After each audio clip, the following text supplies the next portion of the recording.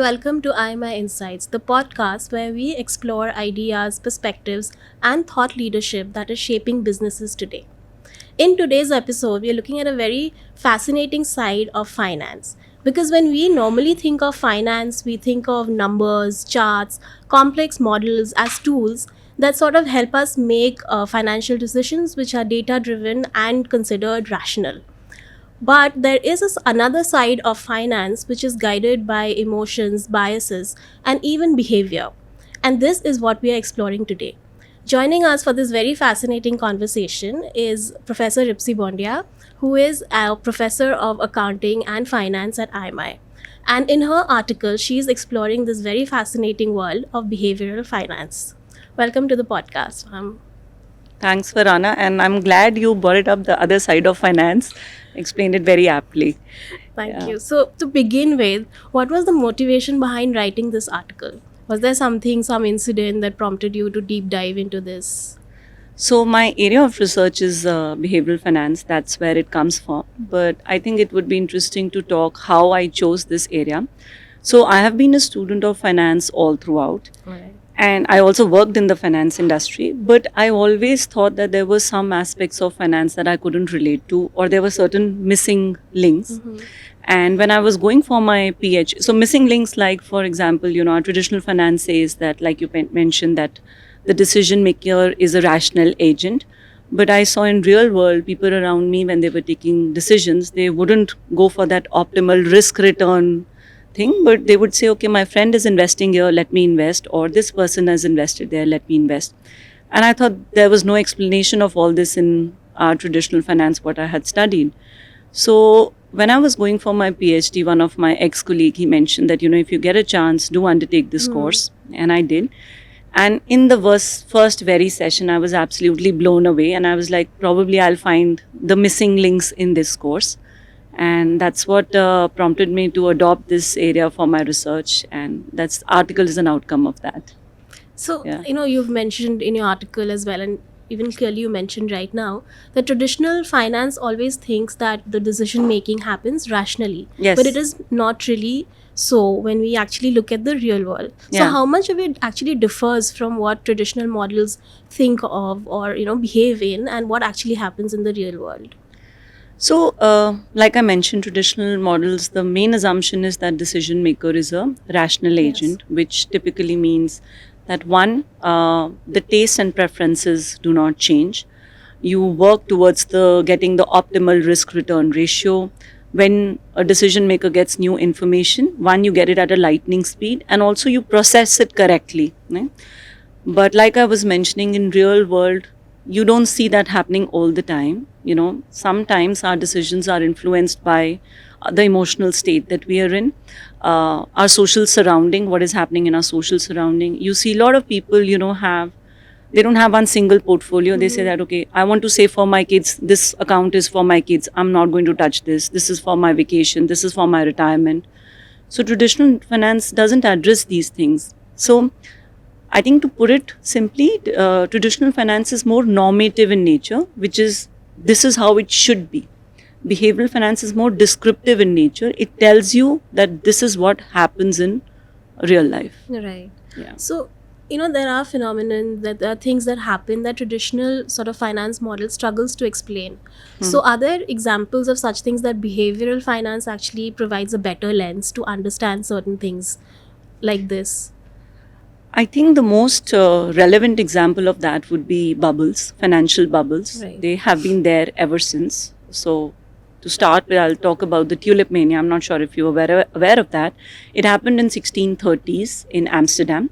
So, a lot of prosperity in Amsterdam, and the rich there were, obviously wanted to show off their richness, and they were very fond of this tulip flower that we Right. know, because it was one of the rare and the exotic flowers. Because of its scarcity, it was considered as an exotic flowers.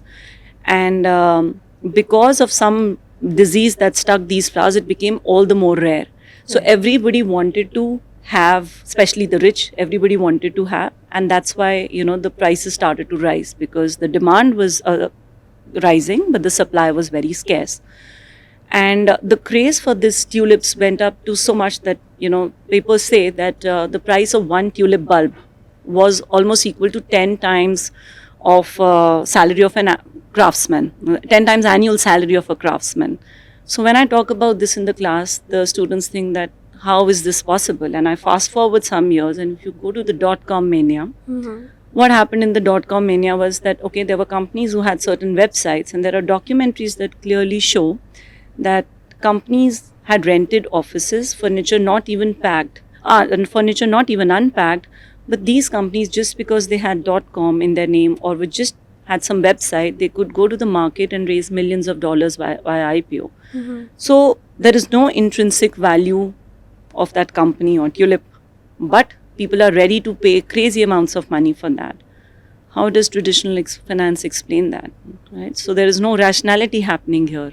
Right. So I think behavioral finance gives different lens to it, explains this through tendencies like herding, FOMO, greed. So I think that's it. So it complements the traditional finance there. Right. So I think, so in today's world, like we see this craze for this doll that is coming, which Yes. is the Labubu. So I think the tulip sort of reminded me of that. There's this craze and everybody wants it no matter the price. Yes. People just are like gearing up for it. Yes. So, just now you mentioned about greed and fear.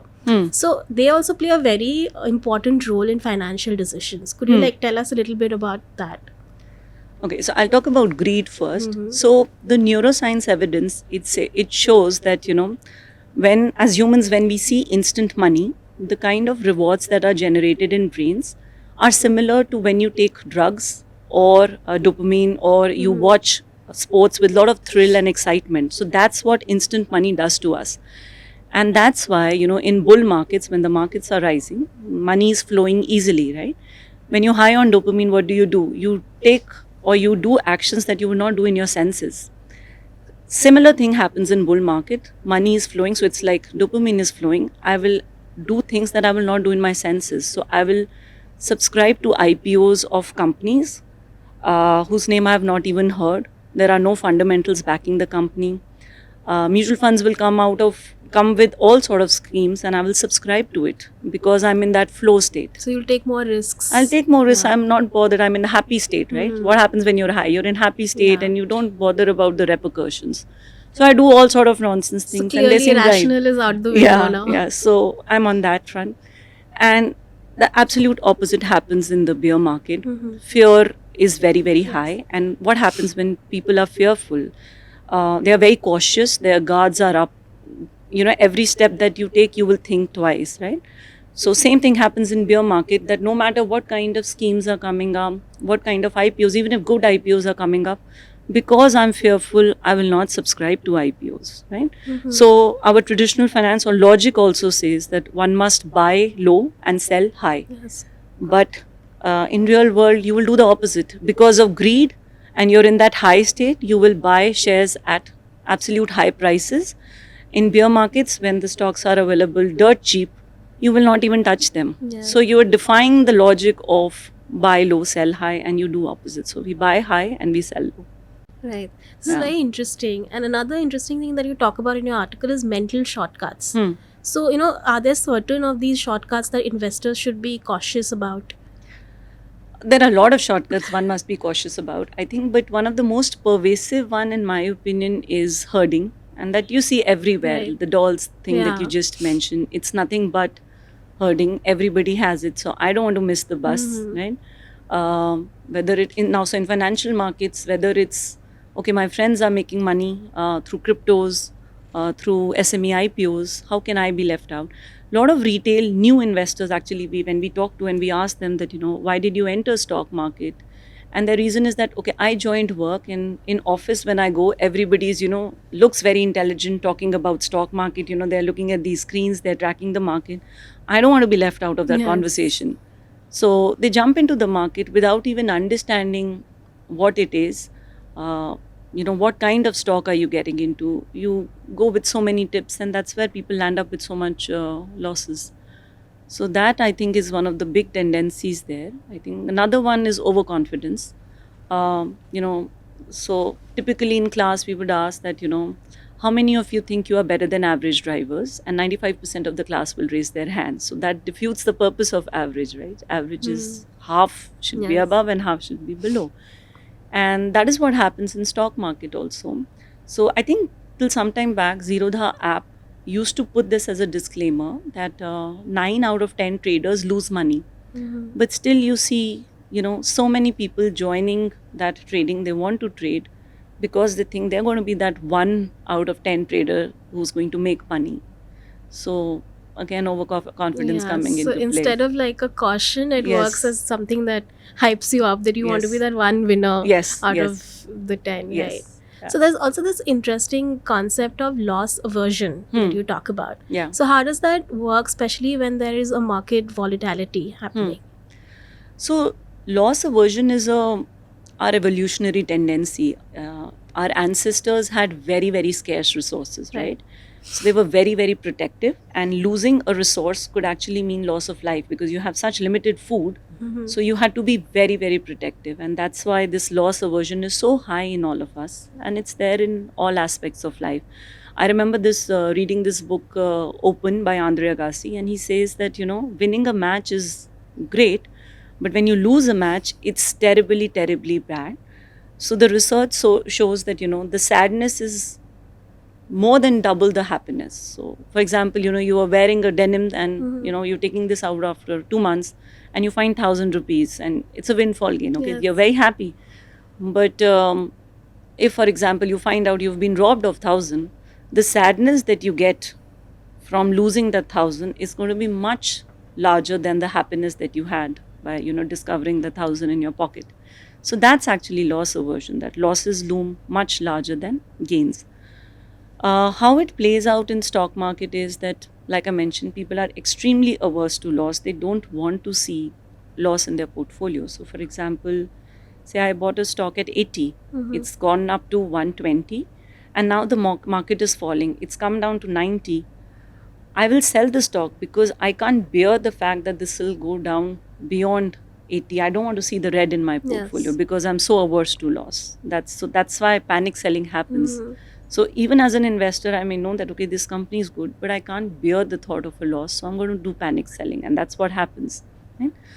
Another form is that, for example, there are people who have taken some losses. They will hold on to their losing stocks, in the hope that, okay, sometime maybe, go up. this will go up, it'll recover. So we hate to admit that we have made a mistake. We hate to admit that we have incurred a loss. So that's Right. how it plays out. So of course now we've understood that there is behavioral finance plays a big role in our Yeah. decision making, right? So as somebody, say, if I'm a practitioner, how do I use this for my benefit while investing? Okay. So I think most of the successful investors understand this, that valuation or understanding a business is one part of investing. The other big part is managing your behavior. Okay. If you talk to any successful investor, they will tell you that yes, behavior is a big part. If you look at the doctors, how they study memory is they don't study how memory shapes up. They study forgetting. Alzheimer's. They study Right. forgetting, and then they understand, okay, this is what happens to the memory. Similarly, if you have to understand behavior in the market, you will not study the right behavior. You will observe the misbehavior that's happening in the market. And you, as a intelligent investor, you don't want to misbehave. So you look at the follies of people, how they are misbehaving in the market. For example, herding or just blindly believing the authority. There are so many of them. Yes. So as a practitioner, if you observe that how are people not behaving in the market, you wouldn't want to make that mistake, right? So that your portfolio doesn't get hurt because of that wrong behavior.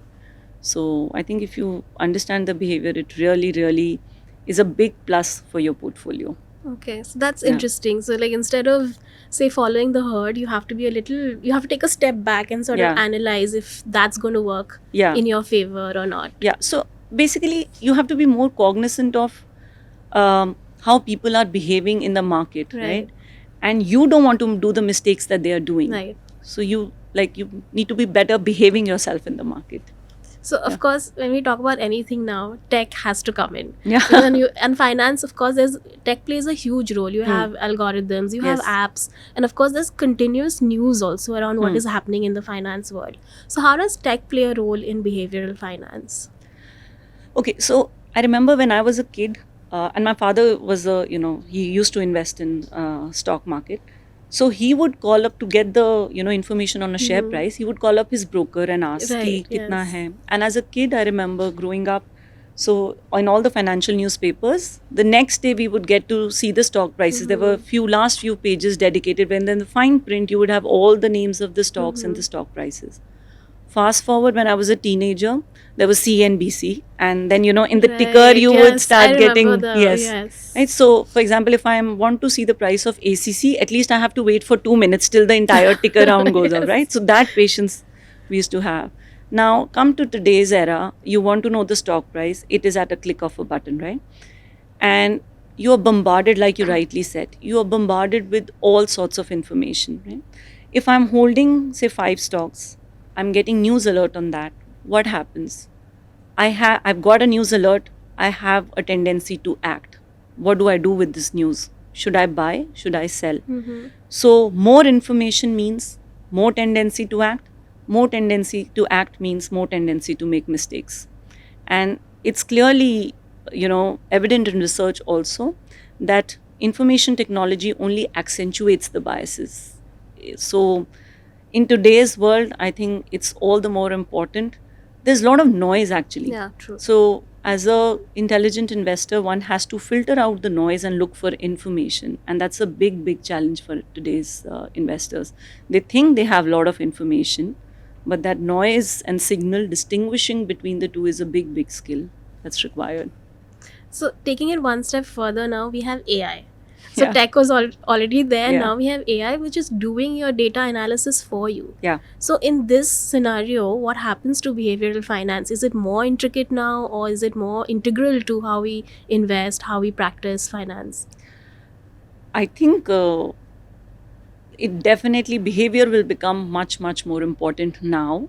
So let's assume both of us are investors, right? We have access to same AI tool. We give the prompts, we get the same analysis.